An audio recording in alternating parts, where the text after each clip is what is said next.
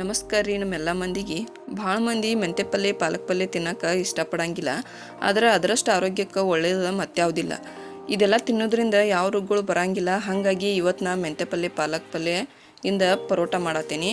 ಮೊದಲು ಒಂದು ಸೂಡು ಪಾಲಕ ಮತ್ತು ಒಂದು ಸೂಡು ಮೆಂತ್ಯ ಪಲ್ಯ ಸೋಸ್ಕೊಂಡು ಚೆನ್ನಾಗಿ ತೊಳೆದು ಚಾಕುಲೆ ಸಣ್ಣಂಗಿ ಕಟ್ ಮಾಡ್ಕೊಂಡನಿ. ಒಗ್ಗರಣೆ ಹಾಕಕ್ಕೆ ಎಳ್ಳು, ಜೀರಿಗೆ, ಅಜ್ವಾನ, ಹಸಿ ಶುಂಠಿ ತೊಗೊಂಡನಿ. ಇಲ್ಲಿನ ದೊಡ್ಡ ಬುಟ್ಟಿನ ತೊಗೊಂಡನಿ, ಯಾಕಂದ್ರೆ ಎರಡೂ ಪಲ್ಯ ಹಾಕಿ ಹುರಿಯುವಾಗ ತಿರುವಾಡಕ್ಕೆ ಈಸಿ ಆಗಲಿ ಅಂತ. ಎಣ್ಣೆ ಕಾದ್ಮೇಲೆ ಜೀರಿಗೆ, ಅಜ್ವಾನ, ಹಸಿ ಶುಂಠಿ ಹಾಕಿ ಹುರಿಯಾತನಿ. ಅಜ್ವಾನ ಹಾಕುವಾಗ ಸ್ವಲ್ಪ ಕೈಲಿ ತಿಕ್ಕಿ ಹಾಕ್ರಿ, ಯಾಕಂದ್ರೆ ಟೇಸ್ಟ್ ಚಲೋ ಬರ್ತೈತಿ. ಅದು ಹಸಿ ಶುಂಠಿ ಹುರ್ಕೊಂಡ್ಮೇಲೆ ನಾ ಅರಿಶಿನ ಹಾಕೊಳತ್ತೀನಿ. ಅರಿಶಿನ ಭಾಳ ತಕ್ಕ ಎಣ್ಣೆ ಹುರಿಯಾಕೆ ಹೋಗ್ಬೇಡ್ರಿ. ಏನಾಗ್ತೈತಿ ಅಂದ್ರೆ ಭಾಳ ಕೆಂಪಾಗಿಬಿಡ್ತೈತಿ. ಹಂಗೆ ಒಗ್ಗರಣೆದಾಗ ಸ್ವಲ್ಪ ಸಾಲ್ಟ್ ಹಾಕ್ಕೊಂಡನಿ. ಆಮೇಲೆ ಹುರ್ಕೊಂಡು ಆದಮೇಲೆ ಎಳ್ಳು ಹಾಕ್ಕೊಂಡನಿ. ಎಳ್ಳು ಚಟ್ ಚಟ್ ಅಂತ ಸಿಡ್ಯಾಕೆ ಹತ್ತು ಬಳಕ ಅಲ್ಲಿ ಪಾಲಕ್ ಪಲ್ಯನ ಹಾಕಿ ಹುರಿಯಾಕತ್ತೀನಿ. ಅದನ್ನೆಲ್ಲ ಸರಿಯಾಗಿ ಮಿಕ್ಸ್ ಮಾಡತ್ತೀನಿ, ಯಾಕಂದ್ರೆ ಅದು ಎಲೆ ಇರೋದ್ರಿಂದ ಒಗ್ಗರಣೆ ಒಂದೇ ಸೈಡ್ ಕೊಂಡಬಾರ್ದಂತ ಹೇಳಿ ಸರಿಯಾಗಿ ಮಿಕ್ಸ್ ಮಾಡ್ಕೊಳತ್ತೀನಿ. ಇದನ್ನ ಒಂದು ಸ್ವಲ್ಪ ಹೊತ್ತು ಹುರಿದ ಬಳಕ ಆಮೇಲೆ ಮೆಂತ್ಯ ಪಲ್ಯ ಹಾಕೋತನು.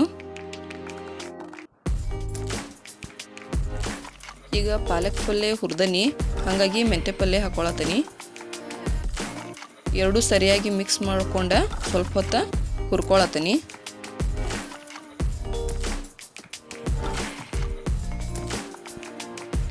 ಫಸ್ಟ್ ಟೈಮ್ ಯಾರು ನಮ್ಮ ವಿಡಿಯೋ ನೋಡತ್ತರಿ ಅವರ ಚಾನಲ್ನ ಸಬ್ಸ್ಕ್ರೈಬ್ ಮಾಡಿರಿ. ಈ ಪಲ್ಯನ ಎಲ್ಲಿ ತನಕ ಹುರಿಯಾತನಿ ಅಂದ್ರೆ ಅದು ಕರಿಗೆ ಅರ್ಧ ಆಗ್ತೈತಿ. ಆಮೇಲೆ ಅದಕ್ಕೆ ಸ್ವಲ್ಪ ಹಿಂಗೆ ಹಾಕ್ಕೊಂಡನಿ. ಹಿಂಗೆ ಹಾಕ್ಕೊಂಡು ಚೆನ್ನಾಗಿ ಮಿಕ್ಸ್ ಮಾಡ್ಕೊಳತ್ತೀನಿ, ಯಾಕಂದ್ರೆ ಹಿಂಗೆ ಒಂದೇ ಕಡೆ ಕುಂತ್ರೆ ಟೇಸ್ಟ್ ಸರಿ ಅನ್ಸಂಗಿಲ್ಲ.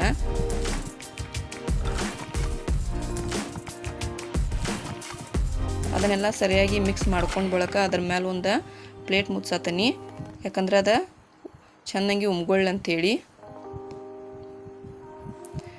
ಈಗ ನೋಡ್ರಿ, ಅದು ಉಮ್ಗೊಂಡ ಕರಿಗೆ ಅರ್ಧ ಆಗೈತಿ. ಅದು ಕುದಿಯಾಕೆ ಹತ್ತತಿ, ಅದಕ್ಕೆ ನೀರು ಹಾಕಬಾರ್ದು. ಆ ಎಲೆ ಒಳಗಿನ ಏನು ನೀರಿನ ಅಂಶ ಇರ್ತೈತಲ್ಲ ಅದರಿಂದ ಅದು ಕುದಿಬೇಕು.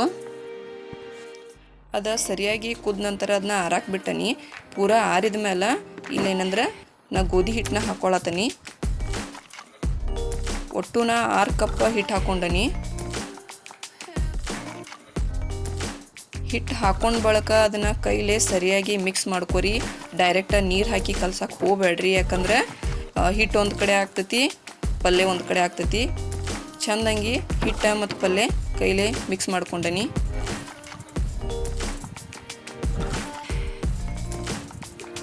ಇನ್ನು ಸರಿಯಾಗಿ ಮಿಕ್ಸ್ ಮಾಡ್ಕೊಂಡು ಬಳಕ ನೀರು ಹಾಕಿ ನಾದ್ಕೊಂಡು ಸ್ವಲ್ಪ ಹೊತ್ತು ನೆನಿಲಿ ಅಂಥೇಳಿ ಬಿಟ್ಟನಿ.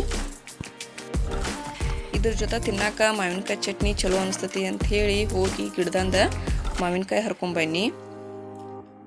ಹರ್ಕೊಂಬಂದು ಅದನ್ನು ಚೆಂದಂಗಿ ಸ್ವಚ್ಛಂಗಿ ತೊಳೆಯತ್ತೀನಿ. ಅದ್ರ ಮುಂದೆ ತುಂಬ ಏನಿರ್ತೈತಲ್ಲ ಅದನ್ನು ಕಟ್ ಮಾಡಿ ತೆಗಿಬೇಕು, ಇಲ್ಲಾಂದ್ರೆ ಅದ್ರ ರಸದಿಂದ ಗಂಟ್ಲ ಗರಗರ ಅಂತತಿ.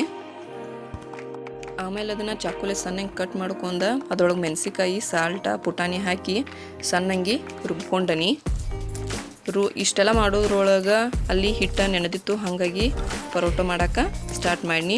ಕೆಲವೊಬ್ಬರ ಪರೋಟನ ಒಂದೇ ಪದ್ರ ಲಟ್ಟಿಸ್ತಾರೋ, ಅದರಿಂದ ಏನಾಗ್ತೈತೆ ಅಂದ್ರೆ ಪರೋಟ ಆರಿದ ಬಳಕ ಭಾಳ ಬಿರುಸು ಅನ್ನಿಸ್ತಾವು. ಇಲ್ಲಿ ಚಪಾತಿ ಗತೆನ ಎಣ್ಣೆ ಹಚ್ಚಿ ಹಿಟ್ಟು ಹಚ್ಚಿ 2 ಪದ್ರ ಮಡಚಿ ಲಟ್ಸೋದ್ರಿಂದ ಭಾಳ ಅಂದ್ರೆ ಭಾಳ ಮೆತ್ತಗಾಗ್ತಾವು.